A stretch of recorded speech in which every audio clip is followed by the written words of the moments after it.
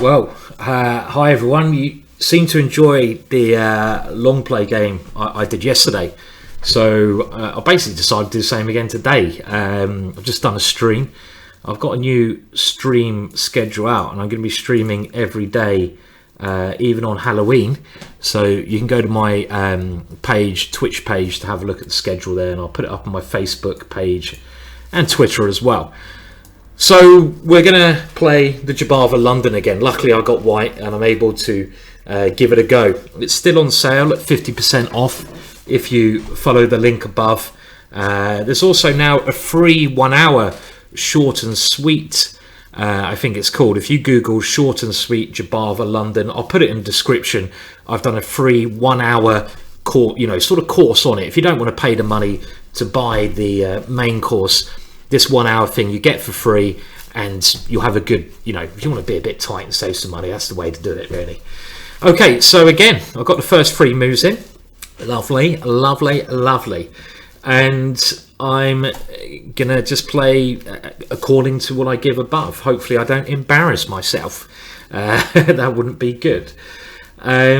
So I'm going to be streaming every day, and one thing I thought would be fun, and this was in the stream earlier, we came up with this idea, is on Halloween I've agreed to dress up.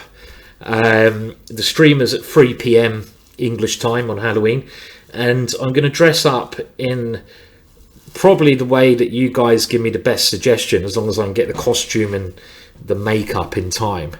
Now the best suggestion we had in the stream of what I should wear. Now against this move we always play F3. We know this already, and this is one of the advantages of playing this line without putting the knight on F3. Didn't we have this in the last game where I just did this kind of stuff? We've seen this kind of stuff before anyway, and this is very common. And the best suggestion in the stream was Ben Feingold. So Charlie the chess cat apparently has already brought me a Ben Feingold costume to stream in on Halloween.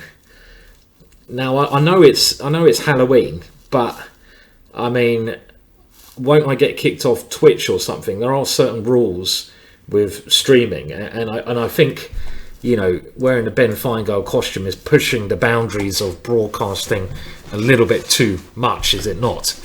No, I'm only joking. It'll be fun. So we'll give that a go on Halloween. But you guys can leave your suggestions below in what you think I should wear, basically. So could be a bit of fun. Anyway, back to the game. So this is a very common idea. Again, we look at this in some detail because bishop f5 is often played, and the way to try and get an advantage against this is by playing these moves. And there's 2 ways black can play, h6 or h5, and again in the course we look at both of those, and here g5 is the main idea, as I'm sure we've kind of discussed before, with the idea that we're gaining space, and after e3 we do the second idea of getting our bishop to d3, and our knight can even try to get to f4. Now if black's quite slow here, we can even go knight h3 and move our bishop and then go knight to f4. So that's one strategy you have, because ideally you'd like to get your knight to f4 first before swapping off bishops, because if you can imagine this knight getting to this square, it attacks that bishop, and if we can take that bishop, black would be in a lot of trouble. If black moves that bishop there, we can win the pawn. So this is a very strong idea. But if you don't think you have enough time to do that, so if black quickly comes with some bishop d6 move, then we should actually take that one first. And again, this is a new novelty given in the course. But the other option is just to go bishop d3, swap these bishops off. And then you just play slow moves and you try to rely on your space advantage to give you an advantage with the position, which I think it does. I think white has some small advantage, and of course the pawns can roll forwards. The main move to consider is e4. So this is one main idea here, because if c5 is played straight away, knight to b5 is strong. So my opponent wants to play c5 in this position. So now I have to consider whether bishop d3 is played or whether I move the knight out first. So bishop d3, I think, was what Naroditsky played, very strong grandmaster. And after bishop takes, he took with a pawn.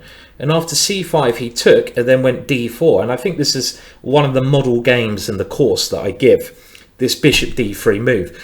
Maybe knight h3 is also good, but I'm just going to keep it simple for this video, just to simply describe some ideas you'll get in the Jobava London. I mean, I don't know, maybe I should have thought about that more in hindsight.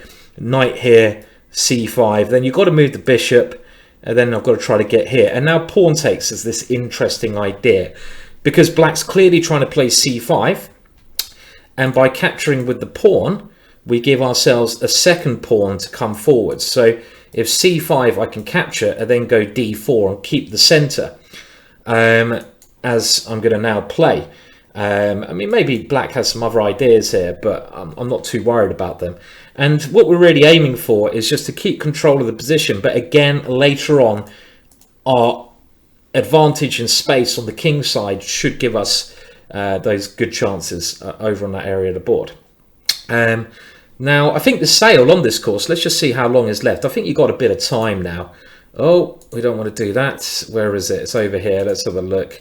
So these are the courses I've done. Can we click on it? Why can't I click on it, guys? Must be a way to do this while we wait for our opponent to move. Oh, here we go. Okay, so you've got 8 days left for the sale. So you've got loads of time to decide whether you want it. But as you can see, the video upgrade is half the price at the moment. Okay, so my opponent is thinking what to do. Now, I think he would like to play e5, actually, wouldn't he? Let's say bishop here, and then knight takes here, and then I will play d4. So, okay, so this is what I expected. And this is, and now again, I talk about even the middle game plans. And the reason I'm playing the move so quickly is I've just filmed the course, so I know what I'm doing, which is really nice when you can just go bang, bang, bang. Now, of course, white doesn't have a major advantage in these, but it doesn't matter. We have a pleasant position. And I know what Naroditsky did. He now put his knight on e2, and then he put his king on f2. So this is, before I play any ideas with e4, maybe e4 is very interesting here. Maybe even some move like g6, but then my pawn is weak. I'm going to finish my development. Again, I'm not going to do anything completely crazy. Now e5 might be coming, but I'm going to continue with what Naroditsky does and put my king here. Because in actual fact, the rook might be quite handy on the h-file, defending this one. And another thing that Naroditsky did, I'm following again these model games, he somehow got the queen here and played g6. So this is something else I can try to play. But let's have a look at my opponent's moves. Well, he wants to maybe get his knight into c4, but I'm always going to go b3 to get rid of that one. And I can now certainly consider playing the move e4, gaining a bit of space. Now, I kind of consider this move as well, g6, but he does take this one. So let's put the rook on a good line. And again, simple play. And the reason I think white might have a small advantage here is because of my extra space, which I keep saying, but this comes about by playing the move f3 quite early on in the position, and then coming forwards with the idea g4. But okay, it's not a big advantage. It's a small and stable advantage. So he has gone knight here. So I think I can play this one. I don't want that knight sitting there. I've got to play b3 at some point. So why not play it now? I mean, he can move his knight over here, but I'm not really sure where that knight is going. And to be honest, if he moves his knight there, maybe I can even play e4. I mean, is this knight coming here? Well, I've always got knight g3. It's certainly not a worry of mine. I can even think in this position of doing something quite drastic, like bishop takes there and f4, stopping his pawn breaks and trying to claim my knights are better. But another way I can now play is I can try to get my knight on this square, because I'm a little bit better positioned on the queen side and my rook here. It feels like I have some small edge on both sides of the board. So maybe knight here, knight f5, knight c5 is one way to continue. Or do I just go knight g3 and stop stop what he's trying to do here. I mean, I'm thinking knight g3 might be good, because another thing then is if he castles, I can take on h5. But after knight g3, we must consider something like f6. I don't know if f6 is what he will play. Well, I think if f6, I'll bring my queen into the weak g6 square. So I'm going to go for knight g3 because I want to just be able to capture that knight if it comes there. And now I'm going to go knight here, going for the queen side. So I'm going on both areas of the board. The thing is, if he moves his knight to this square now, obviously I capture it, and he has to double his pawns on these two squares. So that's something he will want to be avoiding in that case. And the reason I put my knight here is I might try to come in here if he moves his queen to a bad square, but mainly I'm going to do a similar idea to what he did, but get his knight here. And again, I just want to say the reason I think white's better here, if you look at my pawn formation, my pawns, especially this one here, is controlling the e4 square, so he can never get his knight into the square. But on the other hand, the mirror image of e4 in his position, e5, is not controlled by a pawn. Because if he ever plays f6, these guys are weak. He might be able to play f6, but it's dangerous. So at some point, I might be able to use this square. I mean, I might be able to do a similar maneuver to what he did and get my knight into that square. And the more squares you have when you're doing these positional games, the better your position becomes. And one thing I'd like to say, about the London Jobava is this is quite a maneuvering game, but you get a wide variance of positions in the Jobava. Sometimes you get crazy attacking games, and sometimes you get these maneuvering games. And that's good for your chess, because you're learning to play in various styles. You're not getting fixated upon one style. You're trying out numerous styles, which is good because you're going to understand how to play chess better, is the simple answer.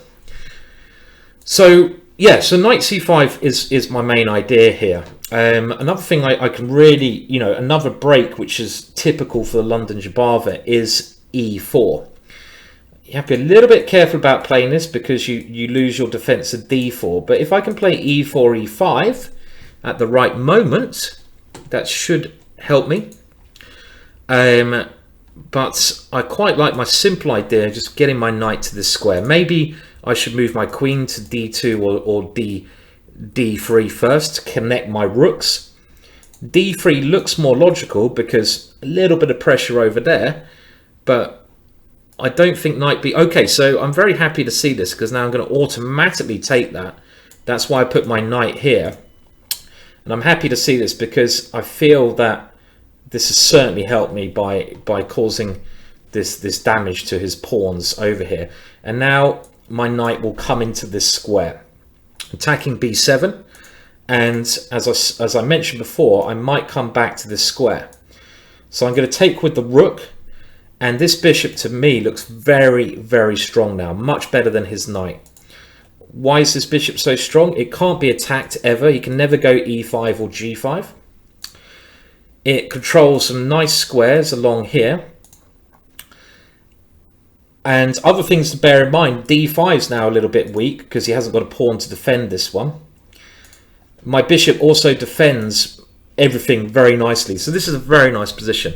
Now, I'm thinking how to attack this one. I'm thinking I could try to get my queen somewhere like this. You've got to notice your opponent's weaknesses and aim to attack them. Or I could just, go queen d2, rook c1. My rook's done its job over here. Nothing's going to open up on the king side anymore. So I think I need to concentrate just on the queen side. If he ever plays f6, that's only going to weaken him more. That's the only way he can break. But I don't need to touch the pawns on this side of the board because this side of the board, the pawn structure favours me. Why is that? The reason for that is because this pawn is a permanent weakness. The only thing kind of holding his position together is the blockade he has with his knight on the c file. If he ever moves that knight, I will come into c7. On top of that, I have bishop e5 if he ever moves that knight. So if I'm going along logic, again, my bishop defends everything here, so I'm not worried about what he's doing. If I'm going therefore with logic, I should try to budge this knight. How do I budge this knight? There's only one way of doing that, putting the pawn here. So I might play queen to this square first, increase the pressure even more. I might even consider sacrificing there, but I don't need to do that. And soon I think I'm going to go b4, b5 with a4. Maybe my king is even safest on this. Now he's trying to go for something against e3, but with a bishop on f4, I don't think it will work. So I'm just going to continue with this move, and this gives me another option, and the other option is that queen b3 idea which I mentioned before, which attacks d5. So I'm looking for multiple kind of targets here.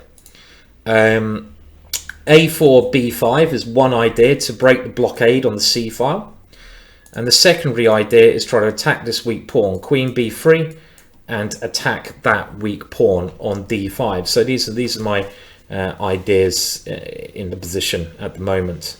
A couple of things that he's gonna have to think about at the moment. So it's a bit tough for him. I'm certainly a little bit better. What we'll do, we'll have a little look at this on the computer, and I'll tell you anything else. To be honest, you won't need to buy the Jobava London System course if I keep videos up to Halloween on the London Jobava system, because you'll know everything about it. Why buy the course? Just get the short and sweet one and description. So once you watch this, if you want to learn, have a 3-hour overview of the course, just watch the short and sweet 3-hour long one. You'll learn a lot about the opening. Okay, so he's put his rook here. He's trying to fight for this file, but it's not going to work. And well, his idea I see is be very aware of what our opponent's trying to do is b6, isn't it? This is the idea. I have to watch out for that one because my rook is then trapped. So if I play a4, b6 comes, and you know, I don't want to lose my rook. So I'm thinking now queen b3 is a much more logical move, because if I play this one, I have escape for my rook, and I think he has to go rook d8. I can't see what else he can play here, because if he doesn't play rook d8 here, I'm winning this pawn. I mean, maybe black can defend this position. Maybe a top computer would, but it looks to me like it's tricky to defend this position. So I can't see how it's so easy to defend. Anyone? So let's have a look. I think he's got to go rook here, and the way I'm going to break is with this b5. I'm very solid. I should not lose this position.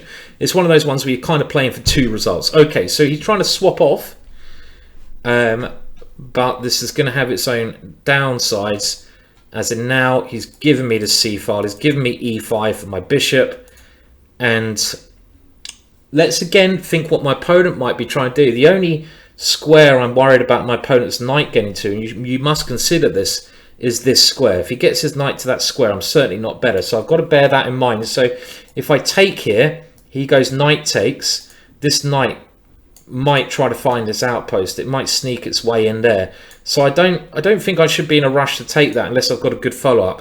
Takes, knight takes. Well, I do have rook c7. Oh, that's very dangerous for him, isn't it? So rook takes, knight takes. The other rook comes here. I think he has to play queen d8 to defend these two guys, and that looks really dangerous for him. But what do I do next there? I can play like queen c3, attacking his knight, knight to b6, and then my queen can come into this square, and my pieces seem to be getting very good. The bishop is a fact. Okay, let's go for this. This must be correct. And when I meant my bishop coming here, you might see that this gives me some tactical possibilities. For example, if I moved it here now, I'd be threatening queen takes d5, rook c8, and rook here, checkmate. But of course, if you can get a rook to the 7th rank, you should do. I'm threatening... The only move I can see him playing is queen d8, because otherwise I will take here, or his knight. And if he goes queen d8, my simple idea was then to activate my queen, because every other piece is activating. My bishop is strong, my rook is strong. So if he moves here, I was going to try to get my queen somewhere like c5, creep into his position. Okay, he might get a knight to c4, but he can't really because I've always got rook c8. This is really horrible position for my opponent now. So I think this is a simple way of playing. Simple is good. And if knight here, I'm going to sneak into this square. And I'm threatening his knight, so he must move his knight. If he goes rook c6, oh, well, I win a pawn. So, okay, so he's come back. And I suspect he's now trying to come here. Now, I could have actually taken on b7 last move. I don't know why I didn't consider that. Very strange of me not to consider that one. Now, if I take it now, he's going to go rook c6 and he gets the open file. So I should have really considered that. That was bad. But I do always have rook b8, so I think I can just do this. And this is always a threat, so he hasn't got time to go queen here and rook here and here. So if he did have those two moves, he might get a bit of decent counterplay on the file. I mean, I still think my king is very safe on g3. The only way my king won't be safe is if he gets his queen around here. But I'm obviously going to do everything I can in my power to stop that. So he has got the open file, but I've got the extra pawn. So yeah, and my rook and bishop are very good. This is what I was saying about the bishop. This bishop, I mean, you play, this is the Jobava bishop, isn't it? You put the bishop there on move 3. It goes there on move 3. And putting it there on move 3, it's always going to be, it's going to, look at it now. What a piece. What a piece it is. Can my opponent actually defend here? I don't even think if he can. I mean, okay, against this, he can always put a rook on c8, but that's not very nice. And I suppose if he doesn't do anything, I'm going to go a4 and b5. When you can get a passed pawn, you should always think about using that passed pawn. Other ways I can improve my position here would be bishop e5, because this gives me more tactical chances. His king then has less squares to escape to. So bishop e5, and then I try to get something on his back rank. This is another idea, which is quite logical. So I've got these two simple ideas: b5, bishop e5, and maybe rook b8 at the right time. You know, just put the rook there. But I don't want to be in a rush to swap these guys off, because if we think about it, this rook may look a bit scary, but my rook is much more scary for him. Attacking the knight, back rank ideas. So I think my opponent Oleg now, it's nice not to play computers, isn't it? I played so many bloody computers. Oh dear, so nice to certainly not play people who are using computers. And it looks like here Oleg is obviously thinking about finding a move here. Try to think of your opponent's moves as well. This is one way to improve your game. What can black play? Maybe black should play rook b8 then. Maybe this rook b6 even. Maybe this is what you should do. It's very tough then, because even if I swap rooks, I'm going to get this passed pawn. I think my king's always going to be safe enough. Or I could swap rooks and then take hold of the open file. That might be a better way to play, just so his queen can never get to c1. His only chance of getting a draw is if his queen gets around the back. But with my king here, he has to come around the back, because there's no way through the front. I've got everything defended so well there. So this is tough position. It's looking pretty good for me at this moment in time.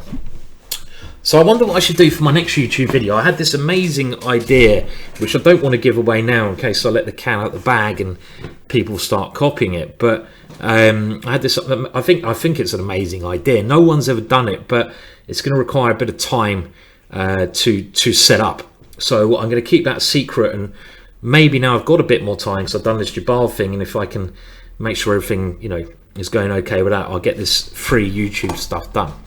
Okay, so he's put his rook on what looks like a good square, and I'm feeling now it's time to get my queen active, because this piece great, this piece great, my queen is not great, so I'm going to move my queen here. He still can't come in, and this gives me opportunities to come in to these two squares. opportunities to take another pawn, and opportunities to put the rook on this square. So this in general must help my position. I can certainly take here. Like I said, it's only one check. So he's trying to bring his knights through now.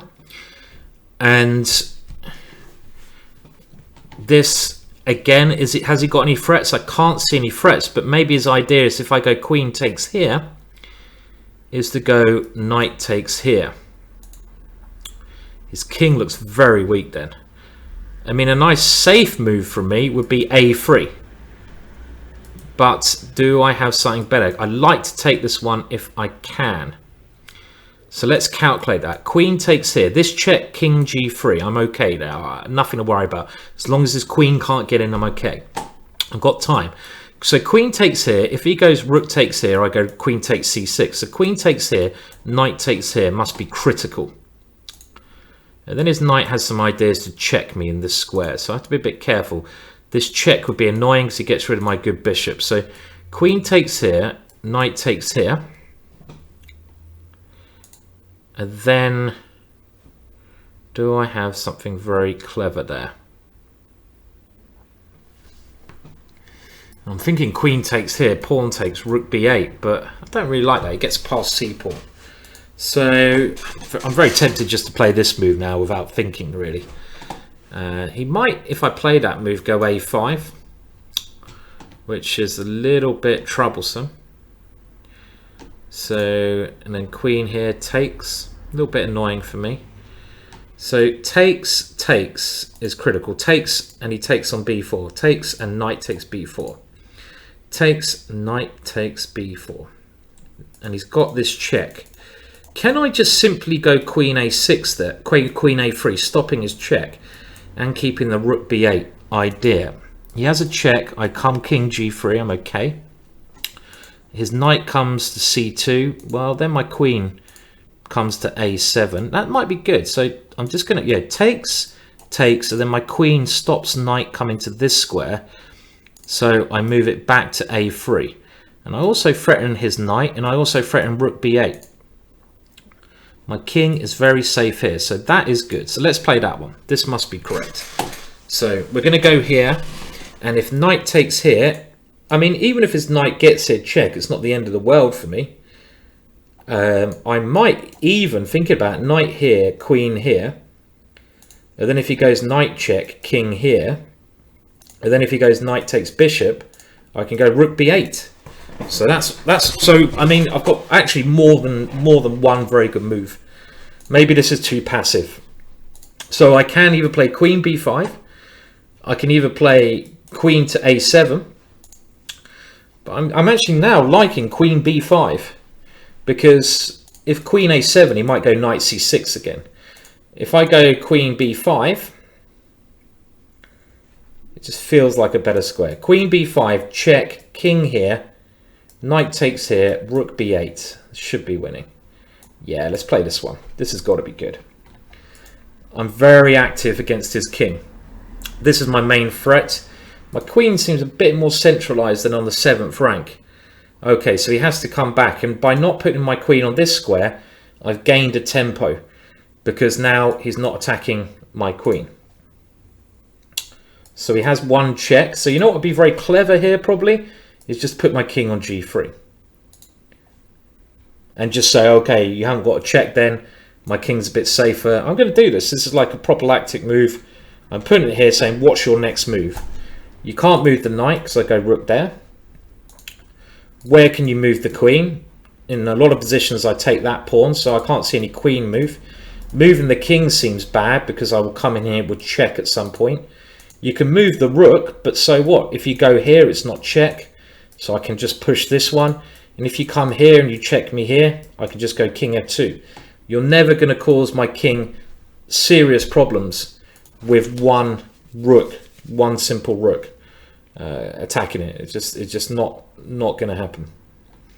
So this looks good to me. Good for me, even to me. It's a bit of a weird way of saying it.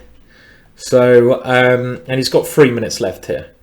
3 minutes, but he's been a very good sport, Oleg. So should we have a little look who he is? Should we be a bit nosy Okay, well, he's a diamond member, so he certainly doesn't want to lose his diamond membership. There he is. Yes, yes, yes, yes, yes. I can't read any of that. I can pretend I can, but I can't. Black's move, and often, you know, the moves that cause your opponents the most trouble are the moves where you don't force anything, you give him options to go wrong, and that's what this king here move was. Now, there's nothing I need to worry about here. So I'm going to go a4 and say, what's your move now? Because again, if he tries to swap queens, I'm happy to swap queens. He can't move his knight because of rook here. He's moved his rook already, but what's he doing next?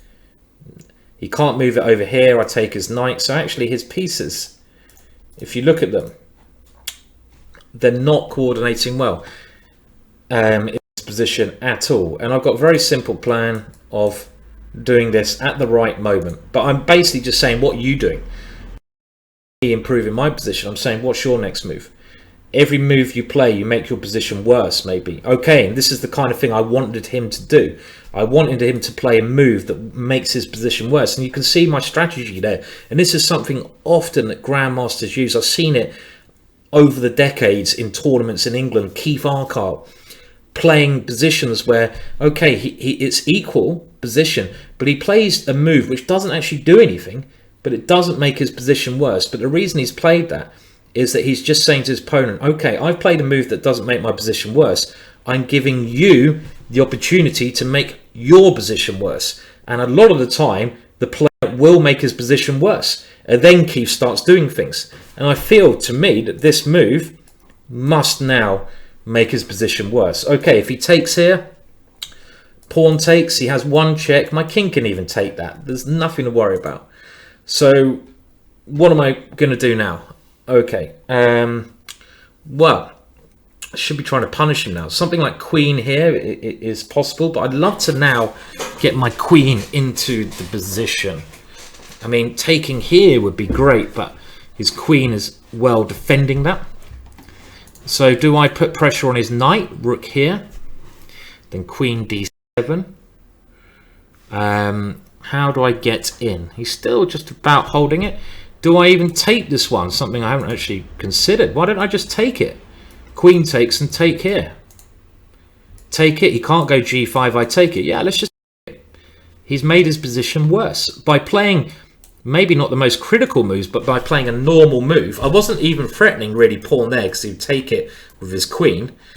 But by doing that, I've done this strategy. And this is actually, it might seem like a very simple strategy, but it's an incredibly hard skill to gain. This is the difference between competent players and very strong players, I feel.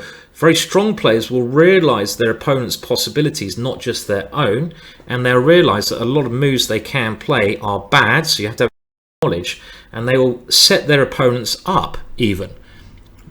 Even Magnus does this at the highest level, I think. It's much harder at 2600 plus, but he often plays moves which they don't look like anything. They don't even improve his position greatly, but his opponents, it gives his opponents more scope to error. And I've said this time and time again, maybe the most important skill in chess is to know what your opponent's next move is and aim to stop it, you know, and be aware of it. And now I think my opponent must be lost here. Probably some tactical justification here. I mean, I can go check and move my queen to b7. So how about check, king f6, and then queen b7, queen takes here. Is there a mate there? If there's not a mate, it's very scary for him. Something like rook here. One way, f7 check. Looks very strong as well. f7, where does this king go? f7 and bishop g5 might be very good. There's many good moves here. I might even, as he's not doing anything, we've seen, well, he can't take this one still. Can I go a5 and try to discombobulate his pieces?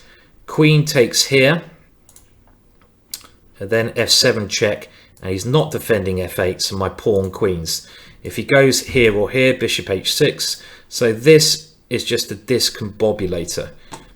He can't take here because I'm taking here. So again, I'm just saying you can't do anything. I'm not forcing the mate. Maybe there was a forced win, but I'm more thinking, what's he going to play? And my point is, this can't move because I win d5. He can't take here with a knight, rook b8. He can't take here with a queen because I go queen takes queen, knight takes queen, f7 check, and I will queen my pawn, winning the game. He's moved his rook backwards and forwards, not helping. And if he doesn't do anything, well, clearly my a pawn will come. So this is completely game over now for my opponent. And it's been quite a smooth game. It's quite rare to get a game this smooth when I get you know, get the pieces rolling, isn't it? So quite a rare occasion. So yes, I mean his time's ticking down, but there's nothing much that he can do in this position to survive. I mean, again, it's just thinking of your opponent's possibilities, working out often that a lot of his possibilities are going to lose. We're going to see this variation on the board now. And my point of playing this is that his queen no longer defends the f8 square. So we have bishop to h6. And next move, pawn there, checkmate. In actual fact, you know what would have been fun here? Oh, why didn't he take my queen? I've never done this before. I've never promoted a pawn to a bishop and given checkmate. Oh, that could have been a world first. Okay, anyway, let's have a quick look at that game. Thank you for the game, Oleg, on the computer. I won't spend a lot of time here just to see what do you reckon my percentage of accuracy. It won't be 100% by any means because probably didn't pick the most tactical lines, but I actually picked lines which would have given him the most problems. So we'll put it on the computer, very quick look. It might give us a better understanding of the opening. This is what you guys should do. I mean, I'd rather have a strong player looking at it. I think that's much more valid than a computer analysis, but we'll do that now. So only 88%, not very high. Not very high. So why? Okay, let me just redo that again. That's not a very good view I got there, is it? So I thought I'll be honest, I thought my accuracy would be much higher than that. Okay, here we go. So the computer, I've noticed, is not always right here. So the London Jobava, yes f3, yes g4, yes h4, yes g5, yes e3. It says e4 is best here. Now, I don't know. I haven't talked about that in my videos because I like this e3 move. I think it's nice to develop first before playing e4. I think e4 can wait. Now the computer thinks it's equal, this position, but I'm going to disagree. I think white must be better because of the things we talked about earlier. Okay, a6 is good, yeah. Bishop d3 seemed okay. And, you know, it doesn't like my move here, but in actual fact, once we get this in, it thinks I'm worse, which is just untrue. Untrue, totally untrue. As we're going to see, look, he's playing computer excellent moves, but I'm not playing the best moves by any means, and it doesn't like a lot of my moves, does it? But I like them. I like my moves. You know, and around here, I think he's nearly losing. I think he's played. It's been like, okay, well, no one's done any big mistakes, but this position to me looks losing or very bad, very, very bad. So okay, I don't think we need to look at much more. It's just the opening I wanted to look at, and this position is clearly. I had a better move than rook c7. Interesting. So what was my better move here? I should have played rook c5. Okay, the way I played it was all right, wasn't it? You know, let's not argue over spilt milk, is that English expression. Okay, well, cheers. Thank you for watching this. I'll try to bring you some more videos. Now I've got a little bit more time. Now this course is finished. If you want to know more about this, I'm going to put the description below to the short and sweet 1 hour for free. Or while it's on sale, the videos are 50% off. Or the course is a lot cheaper. It's only $20 or $30 without the videos. So, and you can always upgrade to the videos later on. There's no rush. So, you know, want to support me, good option. But I hope you enjoyed that video anyway. I'll try to get some more done soon. Goodbye.